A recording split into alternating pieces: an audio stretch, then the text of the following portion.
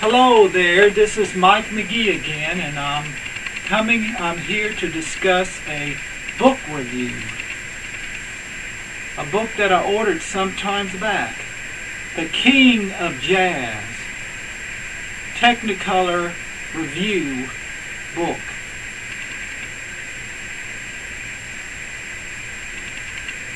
This book is about the making of the movie, The King of Jazz, which was Universal's first and only two-color Technicolor feature in 1930, and about all the people that made up in this book.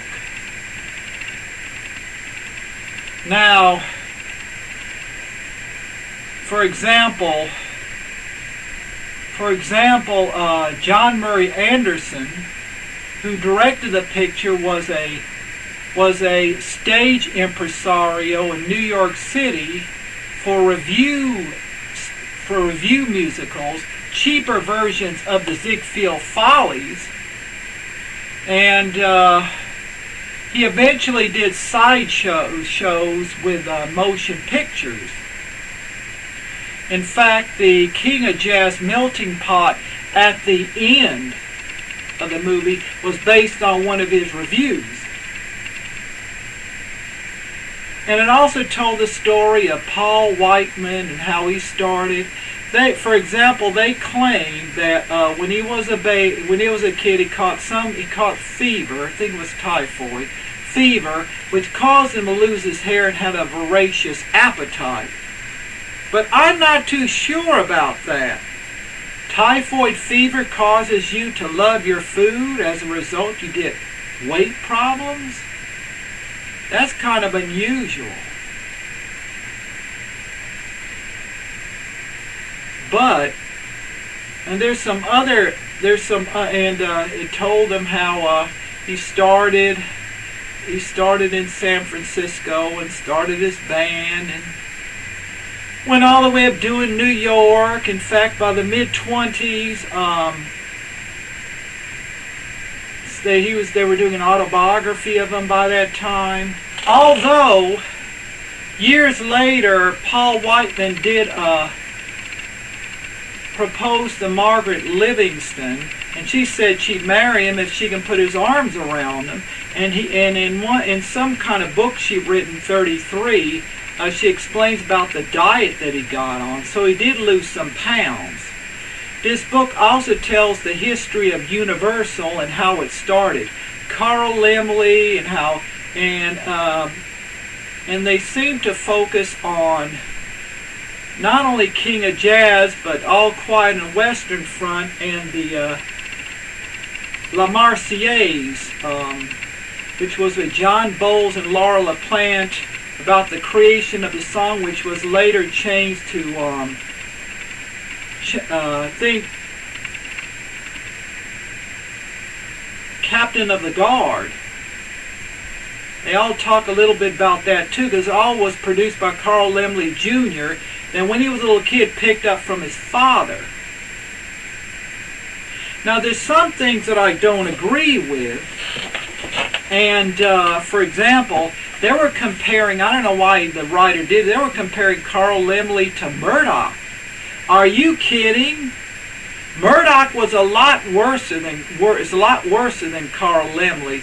Carl Laemmle wasn't as ruthless and greedy and selfish. Sure, he wouldn't give baby Peggy a raise and she ends up losing her career. He was maybe somewhat greedy, but good God. I would have to say that I could say that basically maybe Mayer, but definitely Cohen of Columbia was to be compared with Murdoch, but not Carl Laemmle. And the thing about Carl Laemmle Jr., he spent so much money on the films that, well, King of Jazz didn't do too well, and La Marseillaise didn't do too well, and it seems like All Quiet on the Western Front did a little bit well. And then they talk about some of the stars, like Grace Hayes, who was a radio star, and the Sisters G, whose letter came from their mother's second marriage, your father-in-law, and how they stayed in the United States to become citizens because the Nazis took over. And the Market Girls eventually were basically a dance team created by Mr. Market, who later had them in that theater. As I said before, the Market Girls, and I just remember now, the Roxy Theater. They were called the Roxyettes, and later they went to Radio City Music Hall, and they became the Rockettes. And I wasn't aware because I had this bad VHS print thousands of times, a long, long time since the 90s, and I just wasn't aware. Really wasn't aware of that. And then another thing I learned, the black character who was dancing on the drum, I assumed that was a black dancer introducing Rhapsody in Blue. And I learned later it was a white dancer. Now mind you, it wasn't a caricature neither. No, it wasn't. It was an accuracy of an African dancer. So to say that it was reflecting the time of racism, that's a question mark because it wasn't caricaturized. It really looked real. And another thing, there's one thing about the writers that they were saying that I didn't agree with. I've seen King of Jazz so many times, that song, The Bluebird and Blackbirds, sang by the Rhythm Boys, including Bing Crosby, they made a claim that it was racist. Racist? Because they talk about blackbirds? Blackbirds, they were not talking about they weren't talking about human beings. And in the end, they say, the song goes that the blackbirds and the bluebirds finally lived together, and they claim when the lights went low to portray these black images, that was a pseudo-Negro blackface. That's what the writer was claiming. Are you kidding? The Blackbirds was generally about animals, and if they showed the black silhouette, it was about emphasizing the blackbirds, not black human beings. If they were making fun of black human beings, they'd be dressed up in blackface. And it's true that what the writer was saying, that they were denying blacks in the movie because they started jazz. But to say that whether it was racist or not, too, is a question mark. Warner Brothers a year earlier hired Ethel Waters to do Am I Blue, and that man from Birmingham and On With the Show. And of course Hollywood was working to street films of Deep South, which they would cut any scenes out if it treated black people equally. And I'm sure if it came, let's say, well, I'm living here, Montgomery, Alabama, they probably cut out that scene. But they did hire her, being in the white theater with the same white actors. And so to say that they didn't he didn't say this, but he meant that they didn't include black performers in the film because it was reflecting the racism of the time, or because they just didn't think about it, because the focus was on Paul Whiteman, because he was a successful musician, and his band was a hit. So they were focusing on it. It could have been an afterthought. It could have been that they weren't thinking about it. Oh yeah, and it also talks about Paul Fejos, because he originally was going to be a part of it. But there were so many delays. He ended up directing La Marseillaise, Changing of the Guard, Captain of the Guard. which I think a print exists in MoMA, but there's an unofficial silent version on DVD, and I don't know why they don't put that out on home video. I don't think it's lost, and it's frustrating to see it without the music. But he was directing that, and he fell off from a platform.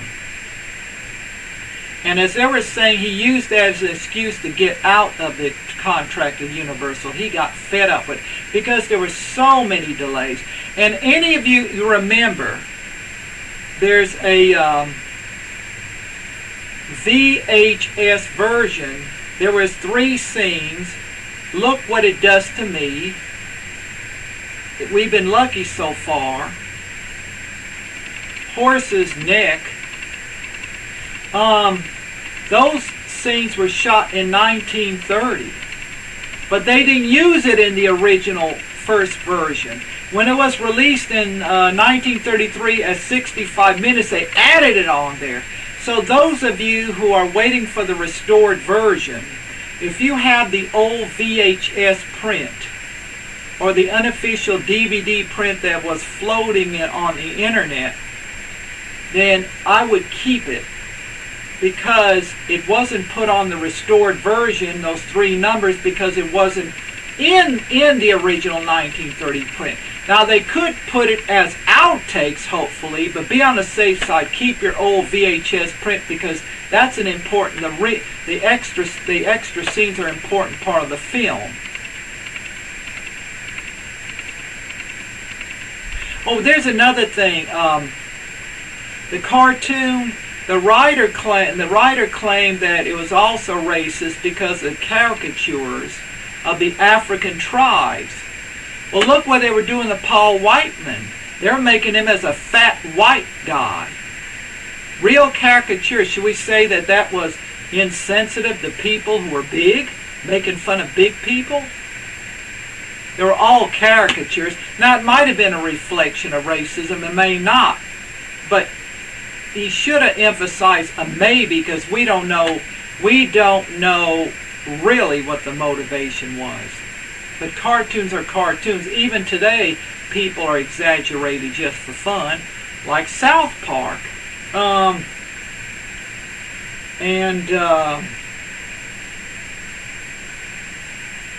They even explained the premiere.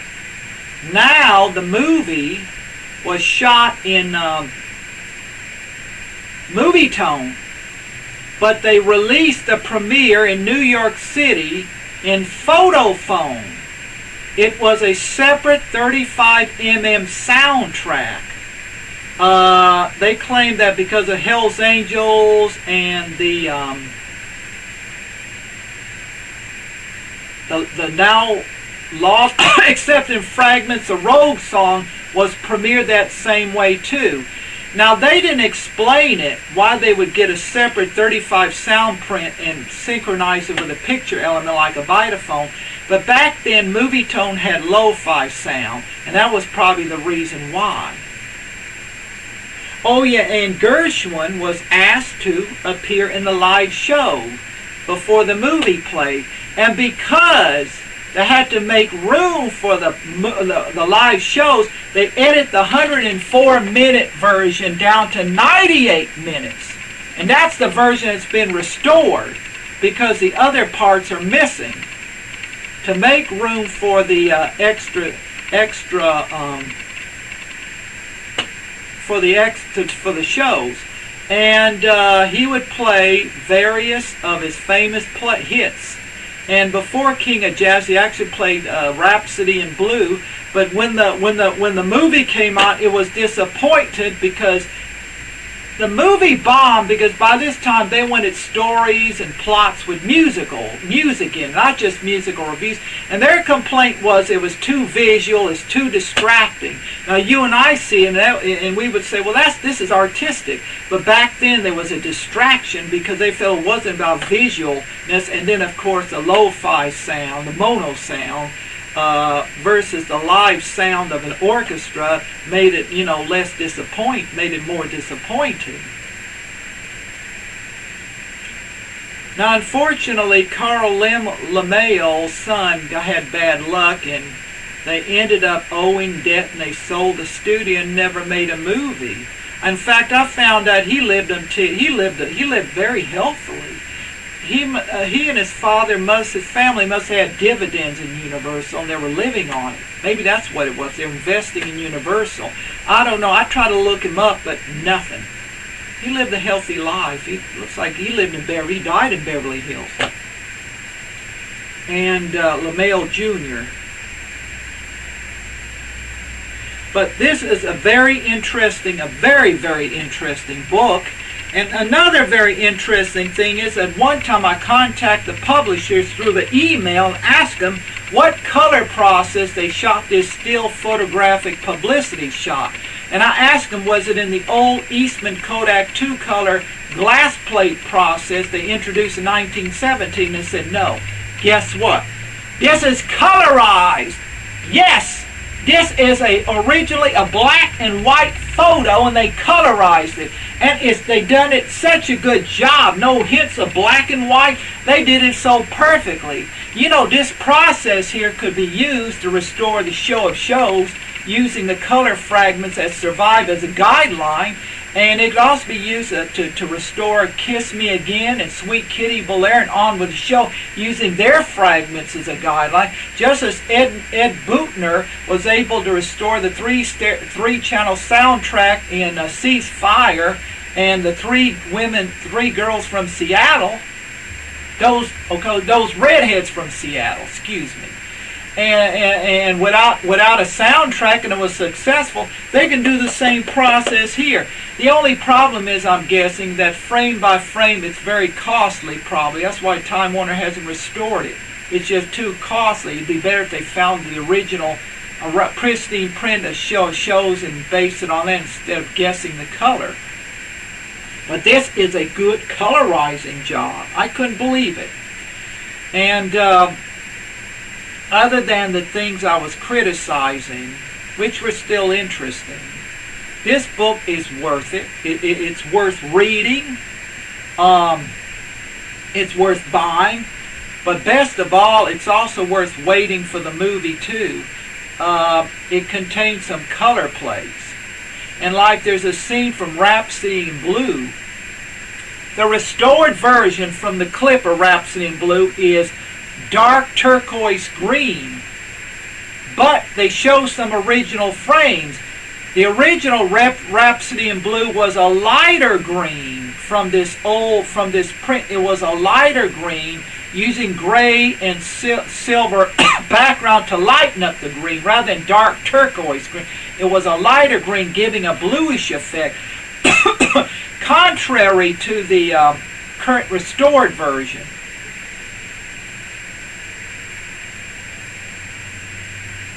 But you see, Technicolor had quality problems because the quality prints were in demand, and they quickly built a laboratory in Hollywood. They would make quality prints. They would go to the better theaters, but the rest of the prints were fair to good, and they would go to the rest of the theaters. And I would say the Rohauer print that was found over 6 years ago was between good and fair. Not poor, but good and fair. The way it looked. And it wasn't a high quality print neither. Because the Rhapsody in Blue frame was worser, more greener, more darker than the frame they show in the book, which has produces a light blue, a greenish, a blue-green, and which is not an enhancement. And then the dance numbers, which I saw in the 35mm version of the VHS version I met her in Monterey, I thought it was enhanced. They showed a frame of it too, and it was a lighter green and silver sequences that gave off a bluish look. But there was a rumor that originally Technicolor was able to print a near blue for Rhapsody in Blue, because they claim an accident happened in the Technicolor sequence of Lord Byron of Broadway. A color that was supposed to be green accidentally was developed as blue within two colors. It was probably muddy orange blue, probably. But anyway, we'll never know. That print is gone. But I am looking forward to the restored version of King of Jazz. As I said, this is a very good book. And it's worth buying. It's worth reading. Check to see if it's in your library. It might be in your library. It tells how this movie was made. It tells all the people that made up with it and their short autobiographies. It's really worth it. It's really worth it. The King of Jazz, Paul Whiteman's Technicolor Review.